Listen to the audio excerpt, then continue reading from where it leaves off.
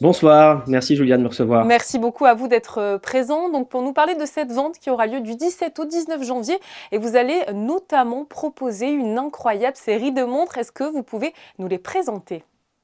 Oui, on a une collection donc de 250 pièces importantes, 226 pour être précis. Ça va de Rolex bien évidemment. On passe par Patek Philippe, Vacheron Constantin et Audemars Piguet principalement. Et puis avec des pièces de collection, donc ce qu'on appelle un peu du vintage. Donc c'est les montres de collection qui sont anciennes et qui datent des années avant les années 80, 90. Les montres modernes, qui elles sont des montres contemporaines, qu'on peut encore trouver parfois dans les boutiques ou pas, parce qu'il n'y en a pas de disponibles, donc on peut les trouver dans nos ventes aux enchères. Et donc avec cette présentation à la fois du vintage et du moderne, on arrive à contenter quasiment tous les collectionneurs du monde entier.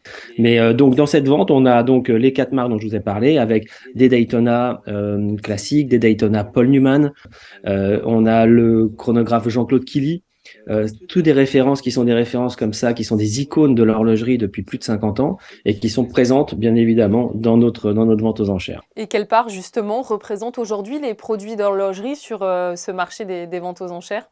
Bah, la part de marché de l'horlogerie aujourd'hui, c'est en milliards. Donc, effectivement, c'est en milliards d'euros. Donc, c'est quand même très, très important. La comparaison que l'on peut faire en réalité, c'est un petit peu par rapport aux ventes de bijoux. Les ventes de bijoux, en règle générale, font des ventes un peu exceptionnelles qui vont parfois entre 50 et 100 millions la vente. Nous, on a des ventes qui font des ventes qui sont de quelques 5 à 10 millions en règle générale. Donc ça vous donne un petit peu le décalage entre le bijou et la montre. Après, si on peut comparer au monde de l'art, alors là, on va rentrer effectivement sur les cadrans. Donc, ce dont je vous parlais tout à l'heure, par exemple, le cadran de la Daytona Paul Newman. Le cadran de la Daytona Paul Newman, c'est un cadran qui est quasiment l'équivalent d'un tableau de maître. C'est-à-dire que c'est un cadran qui est tellement beau, alors qui a été réalisé par des manufactures dans les années 60 et 70, mais aujourd'hui, personne n'est capable de réaliser, même des contrefacteurs n'arrivent pas à réaliser la même chose, tellement la qualité est exceptionnelle. C'est vrai, les montres sont devenues aujourd'hui de vrais produits d'investissement, au même titre que la pierre, par exemple. C'est vraiment exactement comme la pierre, effectivement. Ça ressemble un petit peu au marché de l'art, comme on parlait tout à l'heure pour certains tableaux. Donc, sur certains modèles, alors, modèle et marque, que ce soit Rolex, que ce soit Patek Philippe, que ce soit Vacheron Constantin, toutes ces maisons-là. On a Cartier aussi. Ce sont des valeurs qui sont des valeurs sûres sur certaines références. Donc, quand c'est Rolex, c'est la Submariner, la Daytona, la GMT, certaines Oyster. Lorsque c'est Patek Philippe, ça va être la Nautilus ou l'Aquanaut. Dans chaque marque, vous avez des positionnements. Et sur ces positionnements, vous savez que vous allez faire un investissement qui sera un investissement sûr et certain. Alors, la différence avec la pierre, c'est qu'en règle générale, on fait des investissements pour 15, 20 ans, 30 ans. Là, avec l'horlogerie, vous voyez déjà les évolutions de la valeur de vos objets en moins de 5 ans. Et Voilà. comment justement bien investir en montres de luxe et quel budget pour les débutants peut-être faut-il y consacrer? Ça, c'est une très bonne question parce que effectivement, on a l'impression que ça ne touche qu'une clientèle qui est vraiment très aisée, très riche. Non, pas du tout.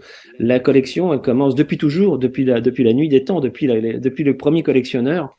Je rappelle toujours que les premiers collectionneurs, c'était les Italiens, les Japonais et les Américains. Je vous parle de ça il y a 40 ans. Avant, il n'y avait pas de collectionneurs. On collectionnait pas les montres parce que c'était une montre qui était portée et c'était presque un peu gênant d'avoir une montre qui était déjà portée. Vous voyez ce que je veux dire? C'était un peu comme une alliance. On n'ouvre pas une alliance d'occasion. Ça se fait pas. Les premières collections, on va dire, peuvent se créer à partir de quelques centaines d'euros, quelques milliers d'euros. On va dire, entre 500 et 5000 euros, on arrive à commencer à faire des collections de pièces assez importantes dans toutes les. Alors, c'est pas compliqué. Quelle est la règle? Il n'y en a qu'une.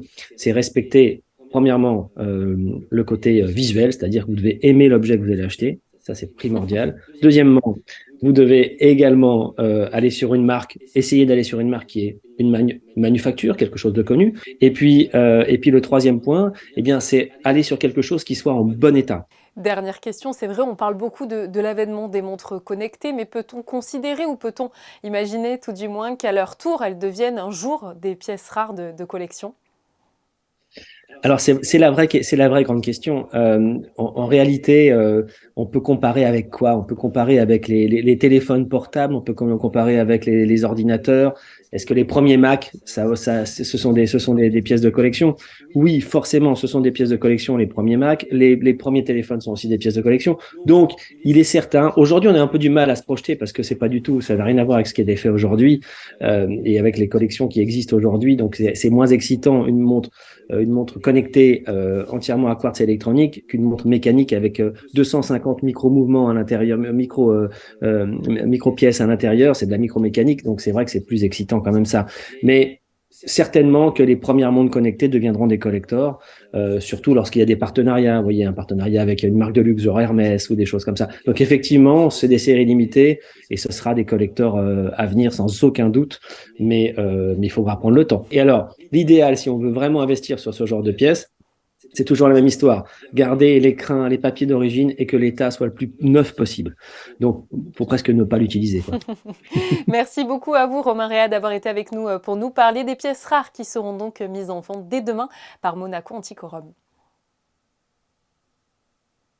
Avec grand plaisir. Merci beaucoup.